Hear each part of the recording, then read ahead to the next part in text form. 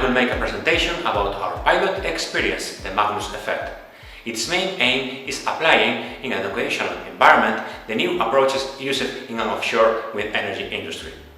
There are two branches. On one hand, we will replicate the manufacturing of an offshore jacket according to the industry standards and procedures, and on the other hand, we will build a prototype of a windmill rotor based on Magnus Effect.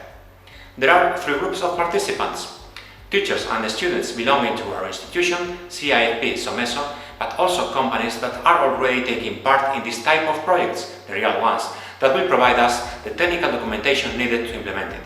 Finally, in order to enrich this pilot, there will be other activities, as for example, the implementation of a digital twin for simulating painting processes, also technical lectures about new technologies used in Industry 4.0, as robotics and cobots, and talks about relevant roles performed by women in metalworking industry.